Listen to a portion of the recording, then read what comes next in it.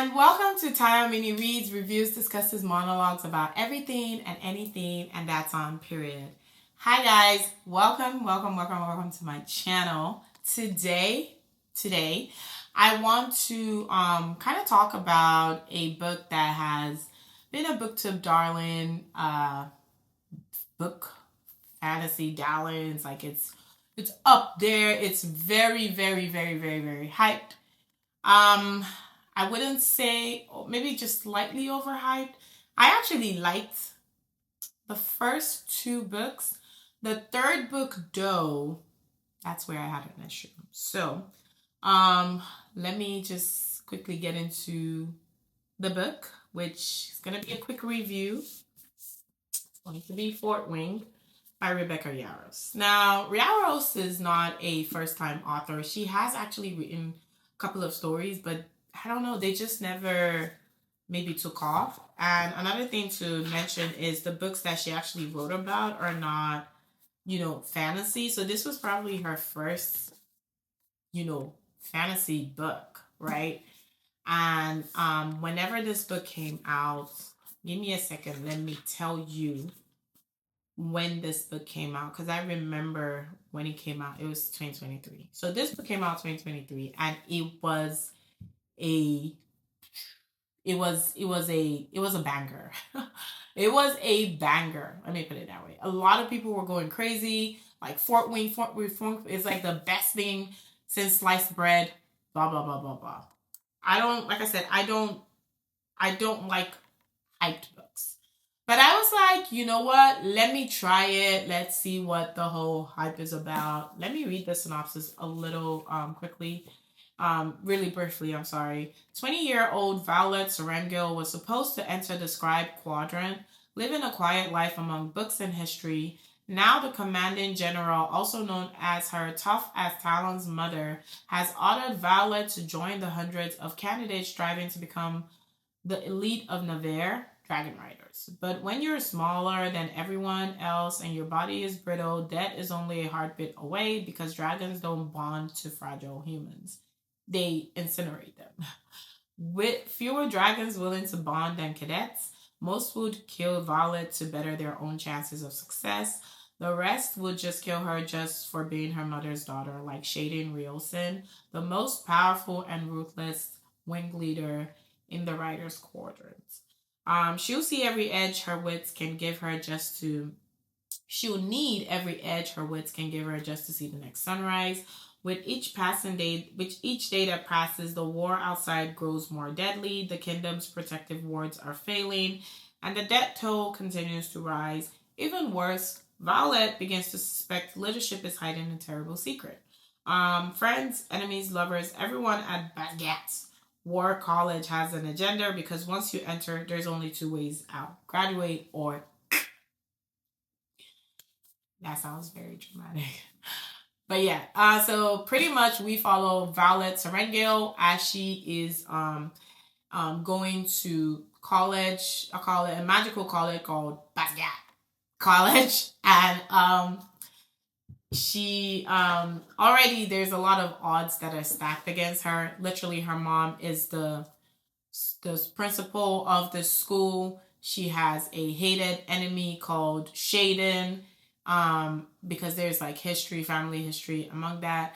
And, her family is a well-known family in this establishment. And she is also a character that has a health problem. So there's a lot going on for this girl, just starting off the first couple of books in the series. What drew me to the book was, one, it has dragons. I love dragons. Anything that talks about dragons, redefines it in any way, I am definitely open to that. So I really like that. And when I read the book, that was one of my top favorite aspects of the story, is the interaction between the riders and their dragons. They form a bond, and they can literally like talk to each other, mentally, and they choose each other, or the dragon chooses the person, and it's just so beautiful. I love that part. That was one of my very best parts about the book. And so we in the first book are introduced to a lot of things going on in this war college where they are fighting an enemy. I forget their name, but they have wards that are set up to protect their countries from invasion from this enemy people. I think they're called Venom, right? So there's an enlistment or conscription that goes on yearly where people have to enlist to go into the medical college. Into the military college, and once you do, you can either become a scribe, you can be a cadet, a dragon rider, or different other things you can test out.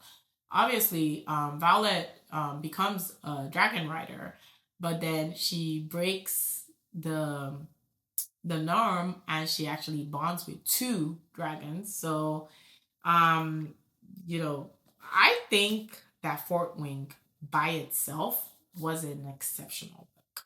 It was a very well written book, and funny enough, it's so big. It's like 500 pages ish. Like, it's not a little book in any way. It was almost 500 pages. But I believe that Rebecca Yarros did a fantastic job with this book. I enjoyed it. I'm not a overhyped person and I don't like romantasy fantasy, but because this one was more younger, it wasn't so like bad. So, and there was a lot to go on. Like, we learned a lot about the school, we learned a lot about the country, we learned a lot about the dragons. I think it was a very, very good read. The next book in the series is Iron Flame, which is book 2. And Iron Flame, okay, so I think that's Rebecca Yarros, she wanted to, I don't know, maybe have these things come out like one after the other, because this literally came out maybe a year after Fort Wing, so it was really fast. Same as the next book in the series. Now, Iron Flame was not bad. I liked Iron Flame. I liked the way. So it ended on such a cliffhanger that I finished the book and I was like, oh my god. So we go more in depth into the world where we realize that the Venom actually have they actually have a school too. They have ranks, they have mages, and they have Waven. That's their own like steads. So just like the humans have dragons, they have Wavens, and so there's a lot that goes on in Iron Flame that tells us not too much about the world of the Venom people, but we do get glimpses into what's happening over there, and then we do get a lot of a lot of backstory about stuff that's happened before we are in the present war. Again, 2 for 2. I loved it. I really enjoyed it. I picked it up right away. I thought that, Iron Flame was phenomenal, and I definitely, definitely enjoyed reading it. Okay, so let's talk about Onyx Storm by Rebecca Yarros. So this is book 3. Came out this year, right? What can I say about this book? I didn't dislike it, but I felt like there was a lot of things that went on here, and it didn't really make any sense to me. Now, I am not a hardcore Iron Fort Wing fan. Like, there's people that have like conspiracy theories up the wazoo, and they are like, this is why this is this, this is why this is this, this is this, this is this. Fine.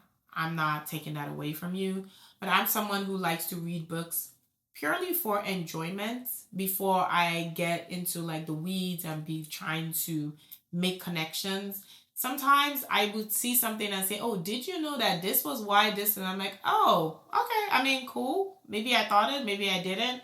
I typically like to read books because I just enjoy the story and I just want to be in that moment, in that, present in that moment. So I'm not too hung up on trying to make connections.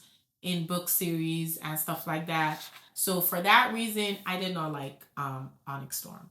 I feel like this book suffered a lot. Maybe this you could say is like a middle book syndrome thing, I guess. I don't know. I think that this suffered from middle book syndrome, and it wasn't. It came out so fast. Again, it came out a year after. It wasn't bad. I don't know why. I don't know what it was about Onyx Storm. It was so boring. It was hard for me to keep my interest. I think there was too much exposition, especially as Fort Wing and Iron Flame has been like go go go go go. This one was like go go. It was so dry. At least the first maybe 200 pages, it was just exposition, like things were happening. Obviously, she does go on a journey. We do find out a lot about Andana, who's her second dragon. But that part again, it was like, oh, this is something we're gonna find out, and it was like, oh, okay, deflated. So like I said, right? This was not my fave at all. Like I didn't. I mean, the ending.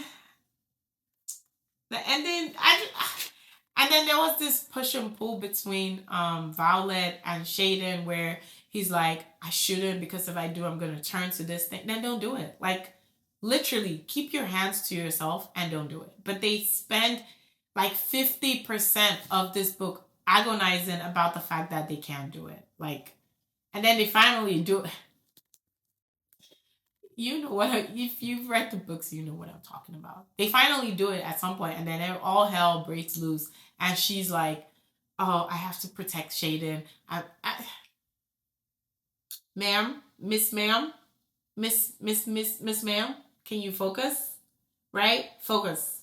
Violet, I'm gonna need you to come on, pay attention. So, um, so yeah, so I think Onyx Storm was not my fave.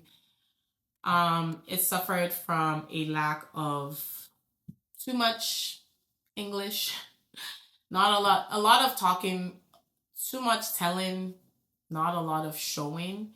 We do get, points where we explore other continents or countries in this world, which is great. But then it adds nothing to the story as a whole. So I don't know.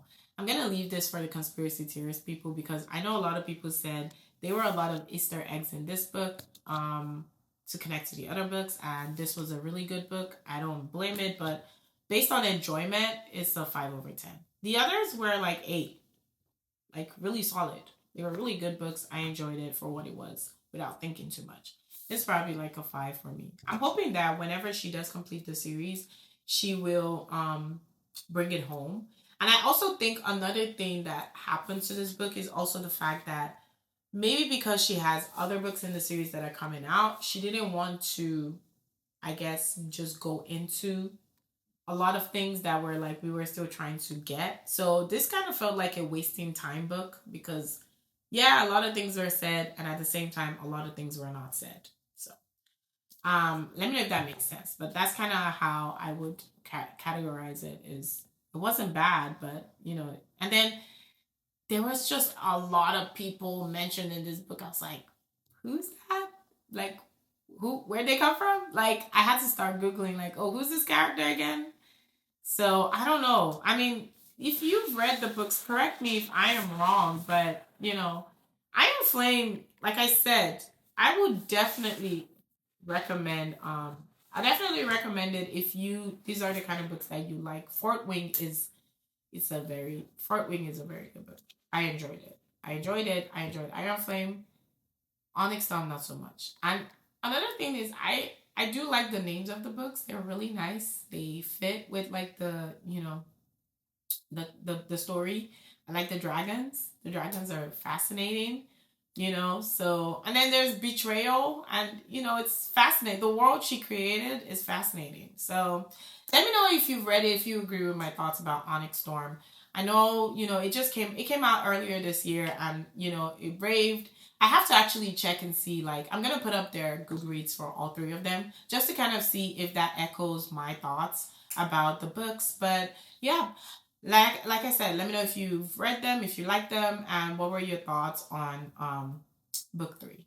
And are you going to pick up book four? I'm on the fence. I feel like I've come this far. I would just want to finish it out. Again, I don't know if it's gonna be two books or one more book. I'm not sure, but I feel like I am like 70% going to finish this series because it's not a bad book in its own right. It's just maybe this one just has middle syndrome, and you know, so I don't know. But yeah. Please drop a comment, like, share, subscribe. Let me know if you are loving this series or if you are like, no. And thank you for watching. I'll see you guys in my next video. Until then, have a lovely day. Bye.